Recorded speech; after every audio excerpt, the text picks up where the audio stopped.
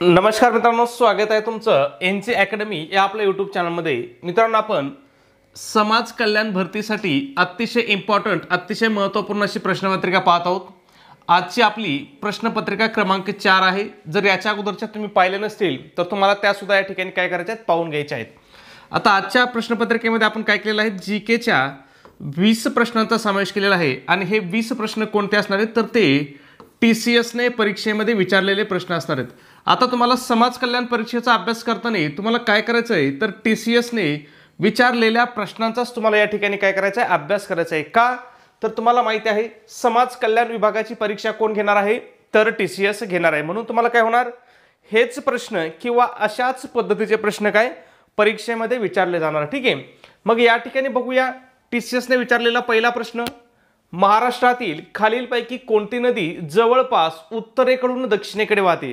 आता काय विचारलंय की महाराष्ट्रामधली खालीलपैकी कोणती नदी आहे की ही उत्तरेकडून दक्षिणेकडे वाहते असं आपल्याला या ठिकाणी विचारले। ऑप्शन बघूया मग, तापी आहे, वैनगंगा, नर्मदा आणि कृष्णा। तर यापैकी वैनगंगा ही अशी नदी आहे तर ही काय होती, उत्तरेकडून दक्षिणेकडे वाहते। आता लक्षात ठेवा, उत्तरेकडून दक्षिणेकडे वाहणाऱ्या महाराष्ट्रामध्ये काय आहेत, दोनच महत्त्वाच्या नद्या आहेत। त्या दोन महत्त्वाच्या नद्या कोणत्या आहेत तर एक आहे वैनगंगा आणि दुसरी कोणती आहे, वर्धा।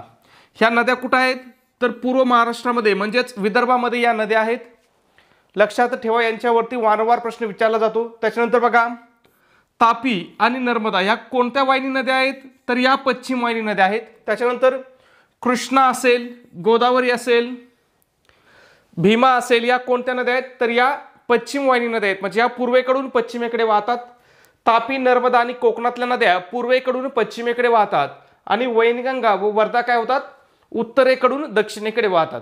आता पुढे जाऊन बघा, ही जी वैनगंगा आणि वर्धा ही जी नदी आहे पुढे जाऊन ह्या काय होतात, दोघी एकत्र मिळतात आणि त्याच्यानंतर त्यांच्या प्रवाहाला काय म्हटलं जातं तर प्राणहिता म्हटलं जातं। ठीक आहे, लक्षात ठेवा, याच्यावरती सुद्धा प्रश्न विचारलेला आहे। आणि ही प्राणहिता नदी पुढे जाऊन कोणत्या नदीला मिळते तर ती गोदावरी नदीला जाऊन मिळते। म्हणजे प्राणहिता कोणत्या नदीची उपनदी आहे, गोदावरी नदीची उपनदी आहे। प्राणहिता कोणत्या दोन नद्यापासून तयार होते तर वैनगंगा आणि वर्धा या दोन नद्यापासून काय होते, प्राणहिता नदी तयार होते। सगळं महत्त्वाचं आहे, तुम्हाला सगळं लक्षात ठेवायचं आहे। ठीक आहे, पुढचा प्रश्न 2 नंबर, अरबी समुद्रात बॉम्बे हाय हा खनिज तेल व नैसर्गिक वायू उत्खनन प्रकल्प कोणत्या वर्षी सुरू करण्यात आला। आता काय विचारलंय, बॉम्बे हाय हा जो खनिज तेल आणि नैसर्गिक वायू उत्खनन प्रकल्प आहे हा कोणत्या वर्षी सुरू करण्यात आला असं आपल्याला विचारलंय। मग बॉम्बे हायची सुरुवात कधी झाली होती तर 3 फेब्रुवारी 1974 ला सुरुवात झाली होती। तारखेसहित लक्षात ठेवा, याच्यावरती प्रश्न विचारलेला आहे।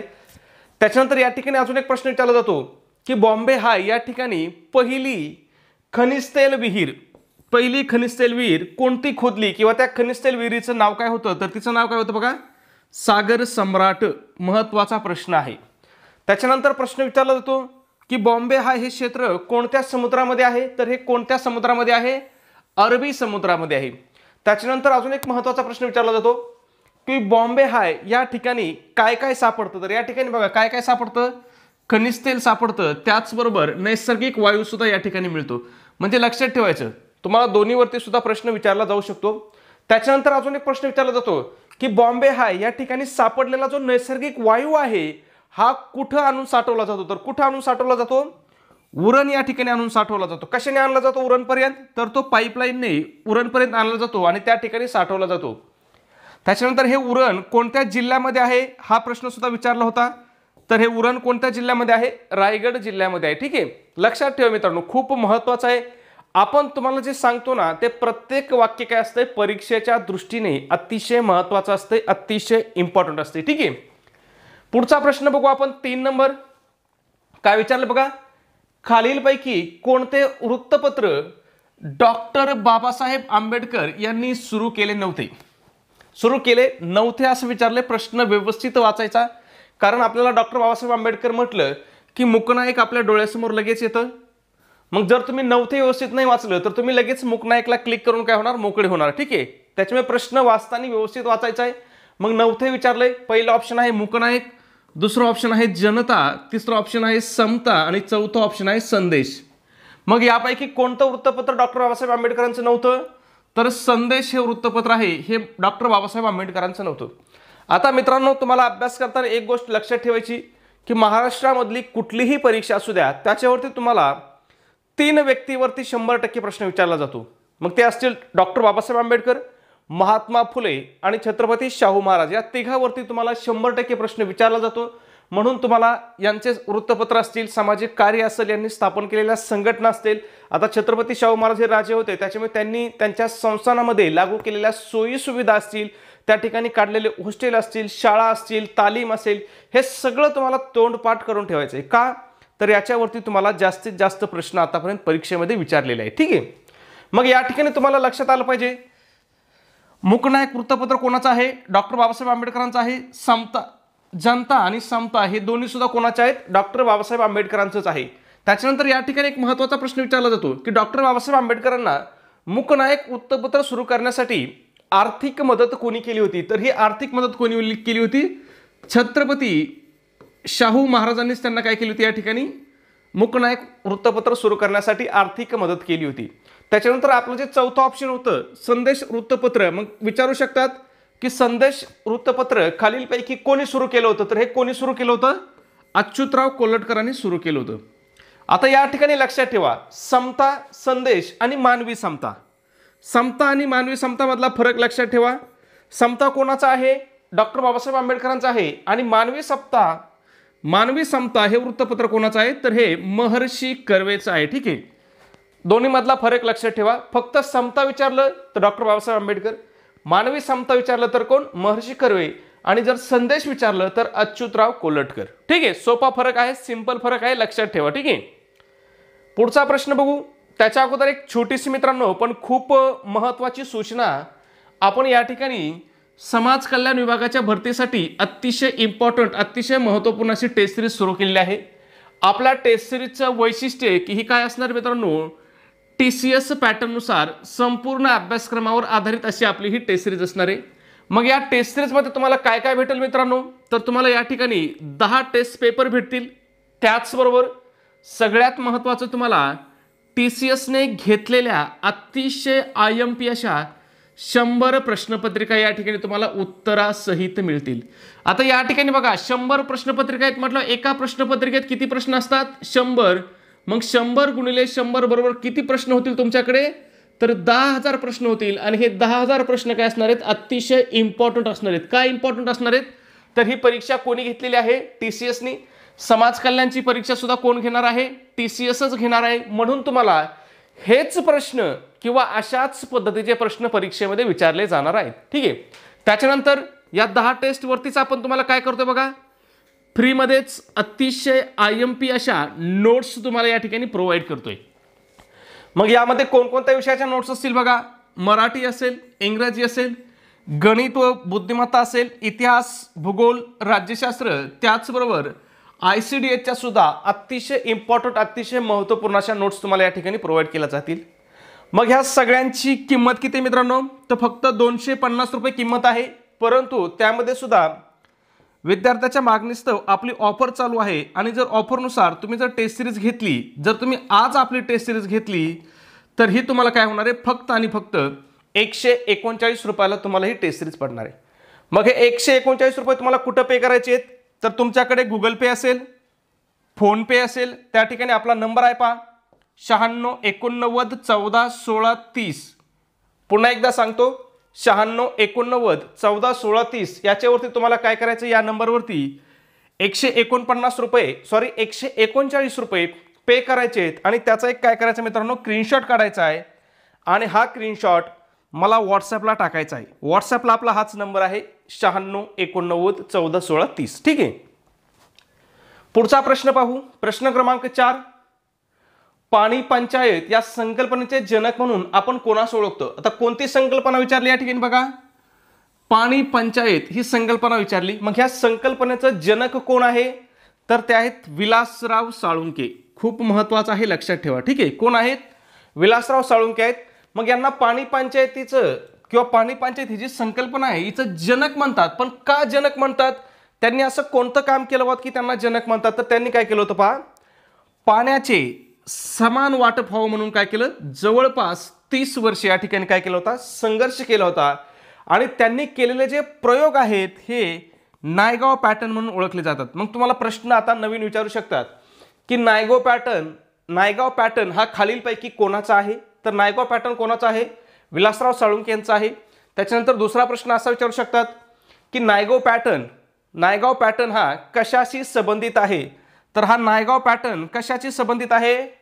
तर हा पाण्याच्या समान वाटपाशी संबंधित आहे. म्हणजे तुम्हाला प्रश्न सोडवताना तुम्हाला असं एकमेकाशी रिलेटेड करता आलं पाहिजे की बाबा इथं असा प्रश्न विचारलाय, मग भविष्यात असाच प्रश्न विचारतील का? जशाचा तसा प्रश्न विचारण्याची शक्यता किती मित्रांनो? फक्त 1% शक्यता आहे. मी स्पष्ट बोलणारा माणूस, किती टक्के शक्यता आहे? 1%. पण त्याच मुद्द्यावरती तुम्हाला फिरून दुसरं काहीतरी प्रश्न विचारण्याची शक्यता काय होते? 50% शक्यता असते. 100% कोणीच म्हणू शकत नाही. म्हणून तुम्हाला अभ्यास करताना काय करायचंय, प्रश्नामध्ये जे मुद्दे असतील ना त्याचा काय करायचं, तुम्हाला सखोलमध्ये त्याची माहिती घ्यायची आहे. ठीक आहे. एका मुद्द्यावरती निदान 3-4 प्रश्न तरी किंवा 3-4 अँगलने तरी तुम्हाला अभ्यास करायचा आहे. पुढचा प्रश्न बघा, 5 नंबर. भारतीय घटनेच्या डॅश डॅश व्या कलमानुसार प्रत्येक घटक राज्यात एक उच्च न्यायालय असते. आता विचारले का आपल्याला कोणत्या कलमानुसार उच्च न्यायालय स्थापन केलं जातं असं आपल्याला विचारले. मग उच्च न्यायालय कोणत्या कलमानुसार स्थापन केलं जातं? तर कलम 214 नुसार काय केलं जातं? उच्च न्यायालयाची स्थापना केली जाते. ठीक आहे. आता इथं प्रश्नात काय दिलं बघा, काय शब्द दिला त्यांनी? प्रत्येक घटक राज्यात एक. आता प्रत्येक घटक राज्यामध्ये एक उच्च न्यायालय आहे का? तर नाही. काय? नाही. प्रत्येक घटक राज्यामध्ये एक उच्च न्यायालय नाही. मग बघा घटनेत तर तरतूद होती की प्रत्येक राज्यामध्ये एक उच्च न्यायालय पाहिजे. मग का नाही? त्याला काय तरतूद परत कशामध्ये बदललं बघा, ही जी 7वी घटना दुरुस्ती आहे हिने याच्यामध्ये बदल केला. काय बदल केला? की 2 किंवा अधिक राज्यांना एकच सामायिक उच्च न्यायालय असू शकतं. असं कोणत्या यांनी बदल केला? 7व्या घटनेमध्ये बदल केला. ठीक आहे. मग जर आपलं उदाहरण घ्यायचं म्हटलं तर आपलं जे उच्च न्यायालय आहे मुंबई उच्च न्यायालय, काय आपलं उच्च न्यायालय कोणतं आहे? त्याला काय म्हणतात? मुंबई उच्च न्यायालय म्हणतात. याची स्थापना कधीची आहे याच्यावरती सुद्धा प्रश्न विचारला जातो. 1861 ची आहे. 14 ऑगस्ट तारखेसहित लक्षात ठेवा, तारीख सुद्धा विचारलेली आहे. 14 ऑगस्ट 1861 ला हे स्थापन झालं होतं.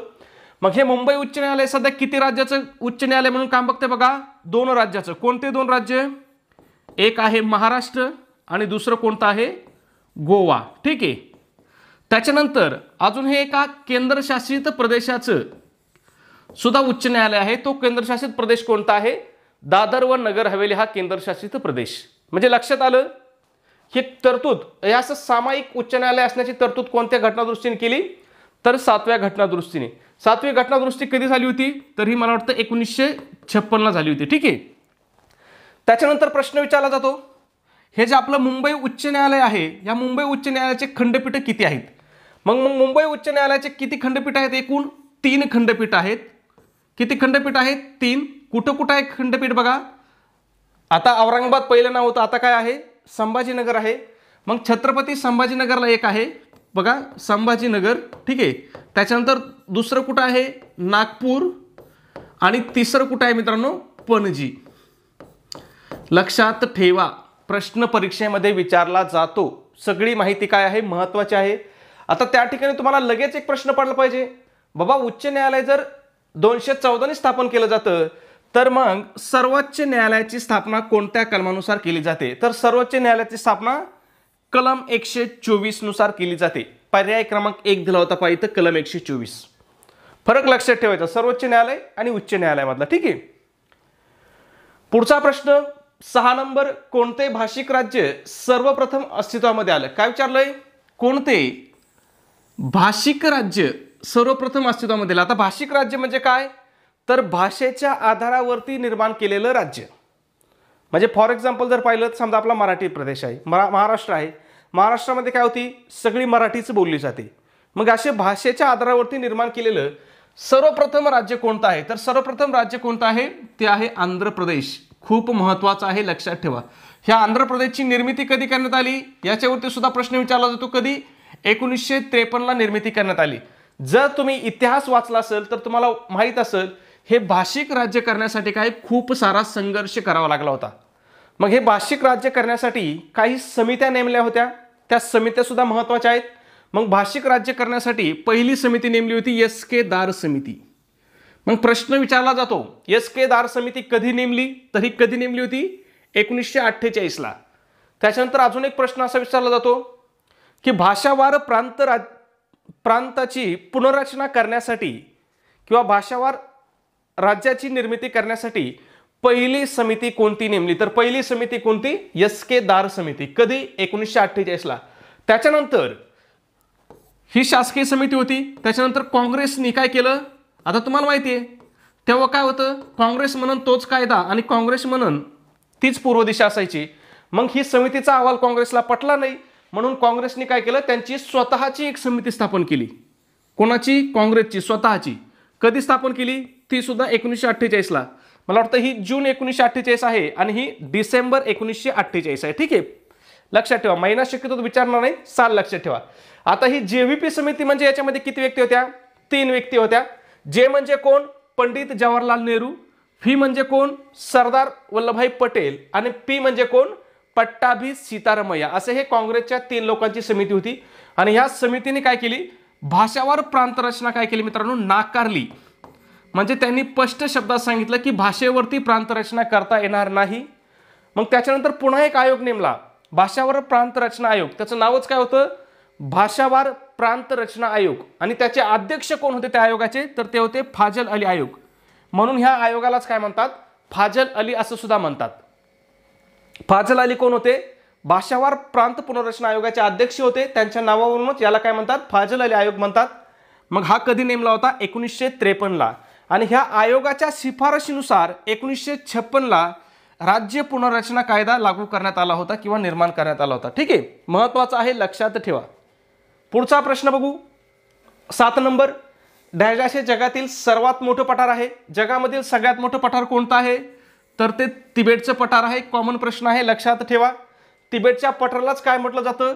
जगाचं छेद म्हटलं जातं. पहा. त्याच्यानंतर कोराटचे पठार कुठे आहे? थायलंडमध्ये आहे. शानचे पठार ब्रह्मदेशात, म्हणजे ज्याचं अलीकडचं नाव काय आहे? म्यानमार आहे. महत्वाचं नाही, फक्त ओझरतं लक्षात ठेवा. पुढचा 8 नंबर. शिवनी आणि चांदपूर हे तलाव खालीलपैकी कोणत्या जिल्ह्यात आहेत? गोंदियामध्ये आहेत.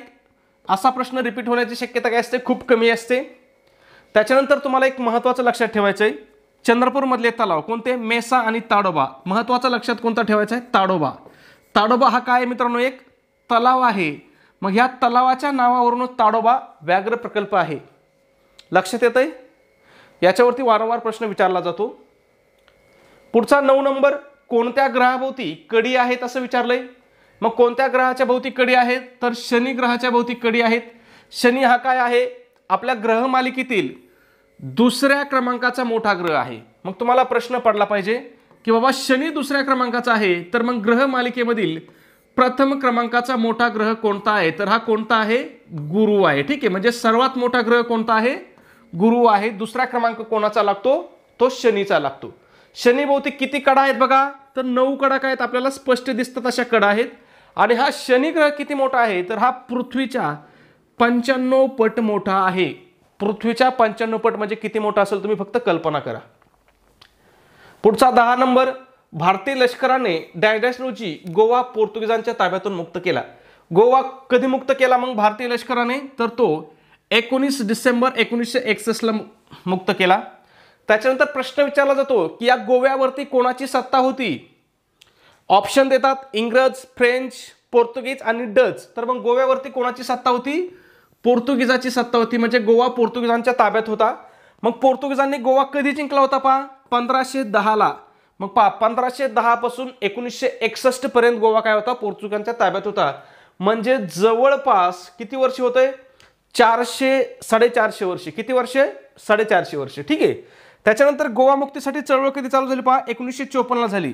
आणि या गोवा मुक्ती चळवळीमध्ये महाराष्ट्रातून कोणी प्रतिनिधित्व भाग घेतला होता? पहा, याच्यावरती सुद्धा प्रश्न विचारला जातो. मग आपले जे सेनापती बापट आहेत यांनी गोवा मुक्ती चळवळीमध्ये काय केला होता? भाग घेतला होता. त्याच्यानंतर गोवा मुक्तीसाठी काय केलं होतं? लष्करी कारवाई केली होती. मग या लष्करी कारवाईची सुरुवात कधी केली होती? 17 डिसेंबरला केली होती. आणि 19 डिसेंबरला गोवा मुक्त झाला. म्हणजे 3 दिवस लष्करी कारवाई चालली. मग 19 डिसेंबर हा दिवस गोवा मुक्ती दिन म्हणून सुद्धा पाळला जातो. कोणता दिवस? 19 डिसेंबर हा दिवस गोवा मुक्ती दिन म्हणून सुद्धा पाळला जातो. ठीक आहे. आणि हा गोवा मुक्त करण्यासाठी भारतीय सैन्याने जे ऑपरेशन राबवलं होतं त्याचं नाव काय होतं? ऑपरेशन विजय होतं. लक्षात ठेवा, असे प्रश्न परीक्षेत विचारतात. पुढचा प्रश्न 11 नंबर. भारताचे 51वे सरन्यायाधीश कोण आहेत? आता 51वे सरन्यायाधीश म्हणजेच कोण? सध्याचे सरन्यायाधीश. मग कोण आहेत? न्यायमूर्ती संजीव खन्ना आहेत. लक्षात ठेवायचं. त्याच्यानंतर हा 51वा शब्द पण लक्षात ठेवा, प्रश्न विचारू शकतात. संजीव खन्ना हे भारताचे कितवे सरन्यायाधीश आहेत? मग हे कितवे आहेत? 51वे आहेत. ठीक आहे. त्याच्यानंतर प्रश्न विचारला जातो की भारताच्या सरन्यायाधीशांची नियुक्ती कोण करतात? तर कोण करतात? राष्ट्रपती नियुक्ती करतात. त्याच्यानंतर अजून एक प्रश्न विचारला जातो की भारताचे सरन्यायाधीश वयाच्या कितव्या वर्षापर्यंत पदावर राहू शकतात? तर कितव्या वर्षापर्यंत? वयाच्या 65 वर्षापर्यंत ते त्या पदावरती राहू शकतात.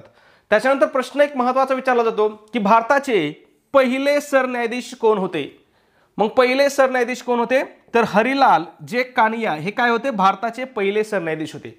त्याच्यानंतर बघा 51वे सरन्यायाधीश कोण आहेत? न्यायमूर्ती संजीव खन्ना आहेत, जे की सध्याचे आहेत. मग तुम्हाला कदाचित यांच्या अगोदरचे सुद्धा विचारू शकतात. कोणते? 50वे सरन्यायाधीश कोण होते? मग 50वे सरन्यायाधीश कोण होते? डी.वाय. चंद्रचूड होते. आणि सध्या हे काय खूप चर्चेमध्ये आहेत. का चर्चेमध्ये आहेत महाराष्ट्रामध्ये? तर शिवसेना पक्षफुटीचा निकाल असेल किंवा राष्ट्रवादी पक्षफुटीचा निकाल असेल, हे निकाल कोणी दिले होते? डी.वाय. चंद्रचूड यांनी दिले होते. म्हणून हे महत्त्वाचे आहेत, यांच्यावरती प्रश्न येऊ शकतो. ठीक आहे. पुढचा प्रश्न 12 नंबर. भारताचे मुख्य निवडणूक आयुक्त कोण आहेत? मग भारताचे सध्याचे मुख्य निवडणूक आयुक्त कोण आहेत? तर ते राजीव कुमार आहेत.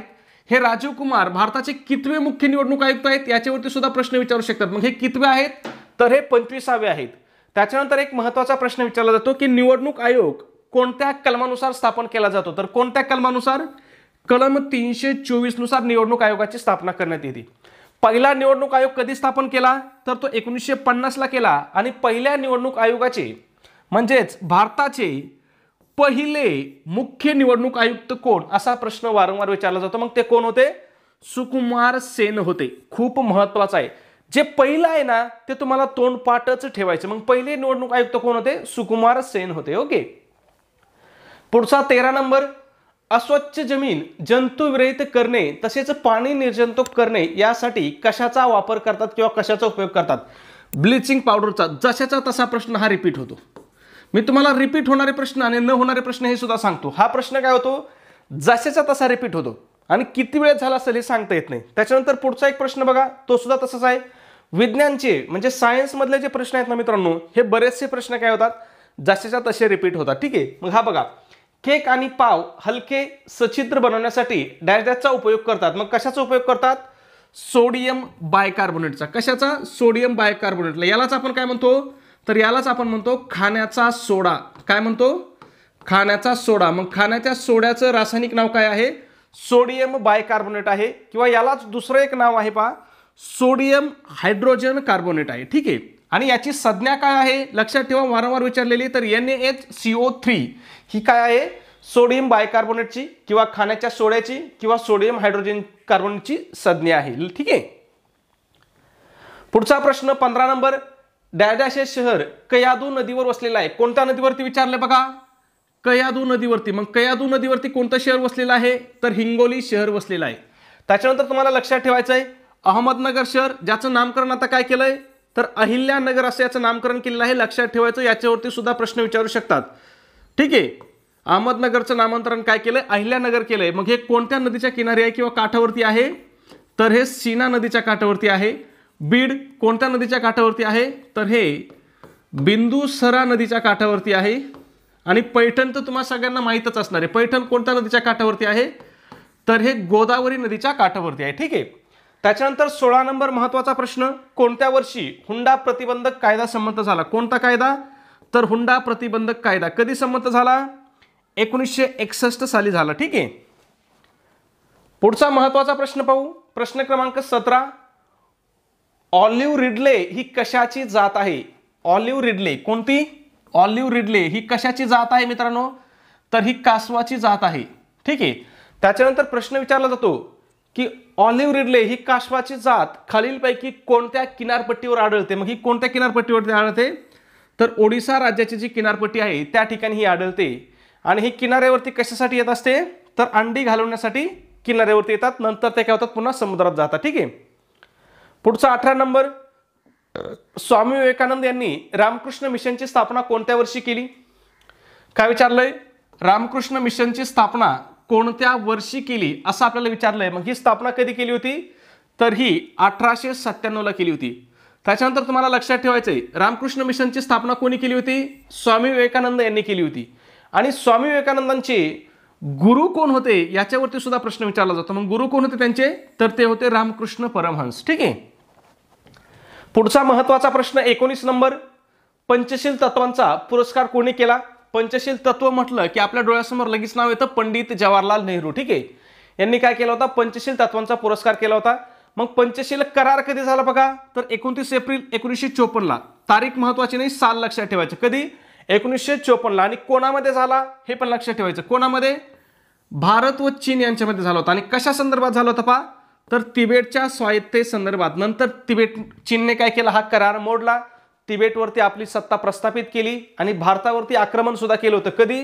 चीनने भारतावरती कधी आक्रमण केलं? 1962 ला. आणि या युद्धामध्ये काय झालं होतं? भारताचा दारुण पराभव झाला. आणि हे चीनने आक्रमण केलं, त्याच्यात भारताचा पराभव झाला, म्हणून पाकिस्तानला गुरुमी आली आणि पाकिस्तानने आपल्यावर काय केलं? 1965 ला पहिलं आक्रमण केलं. पण या 1965च्या युद्धामध्ये आपण काय केला? पाकिस्तानचा अतिशय दारुण असा पराभव केला. त्यावेळेस भारताचे पंतप्रधान कोण होते? तर लाल बहादूर शास्त्री होते. मग यांच्यामध्ये म्हणजे भारतामध्ये आणि पाकिस्तानमध्ये सलगी करण्यासाठी किंवा युद्ध संपण्यासाठी एक करार झाला होता, ताशकंद करार. कोणता करार? ताशकंद करार. ताशकंद करार कोणत्या देशामध्ये झाला होता?